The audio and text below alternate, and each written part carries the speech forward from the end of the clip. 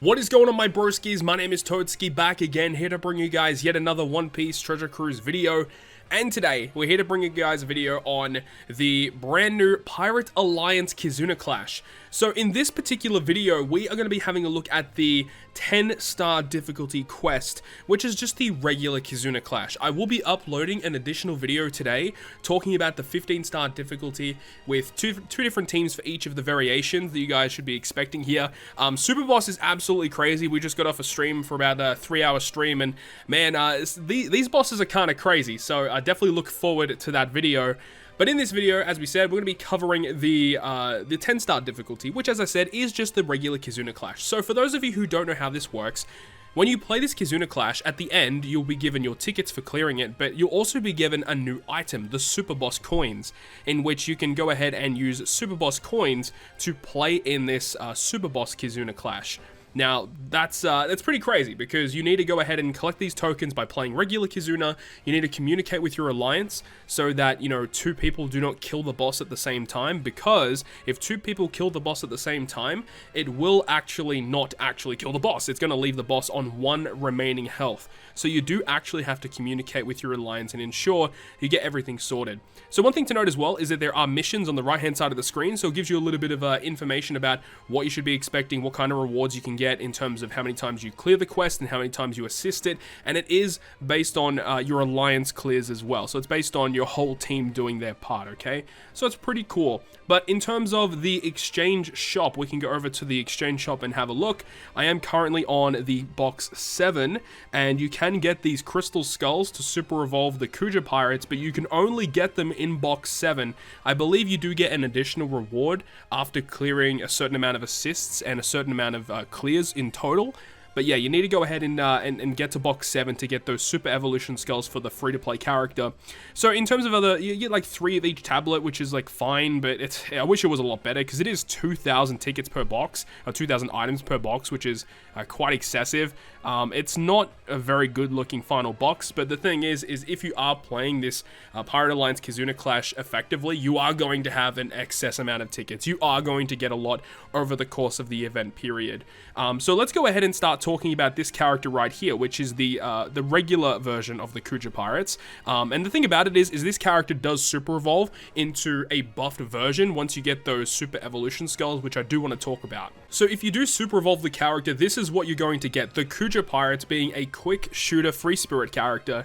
Captain effect, a 3.75 times boost to free spirit and shooters, 1.5 health, and quick slaughter counted as beneficial to them as well. Like a really good free to play captain. And the special is crazy because it removes blue shield and rainbow shield by 5 turns. Free spirit and shooter characters get a 2 times attack boost, and you also get a 1.5 times boost to delayed enemies. And then it further says if you have 25,000 HP remaining when you use the special, it is a delay, so it gives you a guaranteed conditional boost.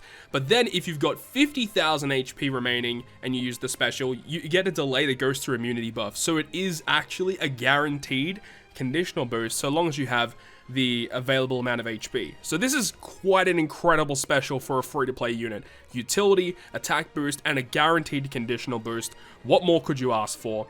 Stat boost, I think it has an additional crewmate effect, but I haven't checked that out yet. In PvP, what does it do? Quick type characters get level 6 attack, and all enemies get level 3 attack down. Interesting. And then the special, 27 CT, 3 enemies for 1.8. Enemies in a large range for level 3 attack down, level 3 defense down. Okay, like just okay, I guess, in PvP. Nothing too crazy. But yeah, you do need to collect these skulls to super evolve this unit. A very good unit that I definitely want to get done as soon as possible so I can actually use it on one of my teams. So in this video, as we said, we're going to be covering the 10-star difficulty. So without further ado, let's go ahead and jump into it. Alright, so jumping into this, of course, we're going to have the strength variation first. This team is pretty much the exact same team that I talked about in my Kizuna preparation video. If you guys still need to build your own teams for this Kizuna, I go through a lot of different team compositions in that particular preparation video, give you guys some ideas as to some of the things you'll be encountering throughout the fight, but we're also going to quickly discuss it right here, right now. So versus the strength variation, you ideally want to build a team predominantly of free spirit, slashers, and fighter characters. Those characters receive the 15 cooldown at the start of the quest. However, something you need to keep in mind is on Battle 2, you will be having to deal with hunger you get hit with 1 stack of hunger, so having just any potential ability with it will remove it, because at level 1 it just removes 1 stack, which is perfect. Or you have some type of character that can generate a recovery slot for you, but you also get Despaired for 5 turns here. Now this is where the brand new legend Ace and Sabo are going to be key, because when Ace is the captain, he resists Despair, and when you use his special, he also removes Despair as well. So really nice to have him as a unit for this team. On the final stage, you see immunity, blow away immunity, which is something new.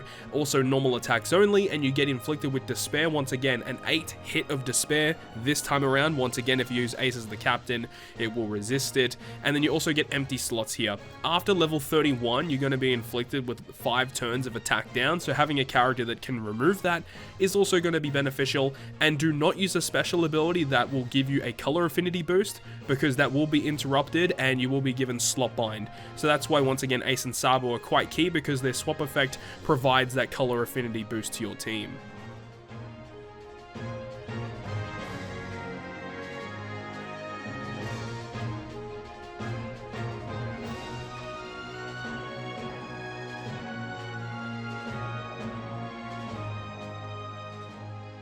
The second boss is versus Quick, and for this particular team, you want to be bringing characters that are predominantly cerebral, shooter, and free spirit characters, as they receive the -15 cooldown at the start of the quest here on Battle 1. On Battle 2, you're going to have to deal with Grandma Neon, who will give you 4 turns of % damage reduction. Oh well, it doesn't give you the damage reduction, but the enemy has it, and you have to deal with that. So for this particular team, I'm using the brand new Rare Recruit Apu from the Jewelry Bonnie batch, which will give us the ability to remove the 5 turns, or it's actually 4 turns that you have to deal with on the boss of % damage reduction, but it also makes all of our type slots beneficial to our crew for the next 3 turns.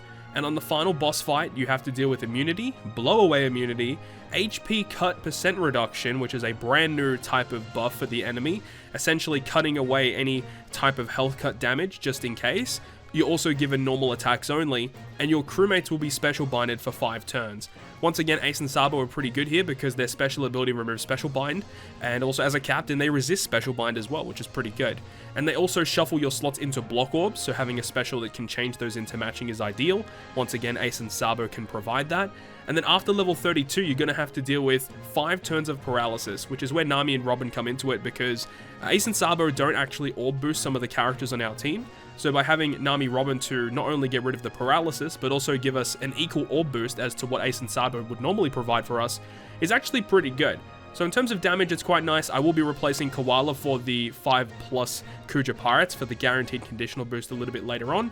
But in terms of damage, it seems pretty good for now.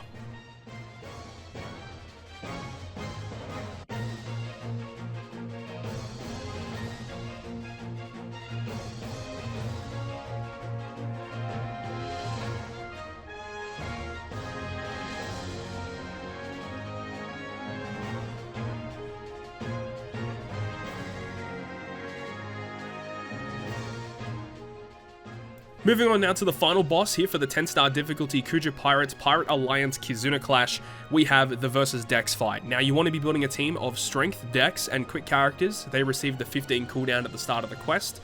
Battle 2 is kind of annoying because your left-hand side will be binded for 5 turns. So having a sailor effect, or a support effect, sorry, that can remove that bind will be kind of nice. For instance, we're using Luffy Sanji on this team as a crewmate. We could potentially use Rayleigh support on him to ensure that, you know, the first hit of bind that we're inflicted with can actually be removed. But you also can use Ace and Sabo as well. I do make a mistake in this particular clip. If you are stalling for super swap, you want to do it on the friend captain, because you can use the special ability of the Ace and Sabo on stage 2 to remove some of that bind for you. So if you are stalling for super swap, make sure it's on the friend captain instead. And also you are given badly matching slots on stage 2 as well. And on the final boss fight, they have immunity, blow away immunity, HP cut, % reduction, and also they have 5 turns of blue shield, defense up. And your middle row will be binded for 8 turns. So on this particular instance, the Usohachi and the Luffy Sanji will be binded on the final boss stage for 5 turns after the sockets have inflicted.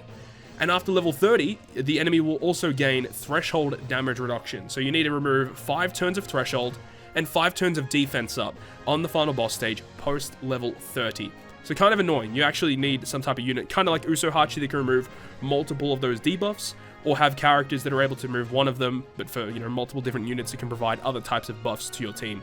But that is going to conclude this video, guys. I really hope you guys have enjoyed it. I'll be uploading another video later on of talking about the 15-star difficulty against the super bosses. It's going to be a hell of a video, so hopefully you guys enjoy it, and hopefully you guys did enjoy this one.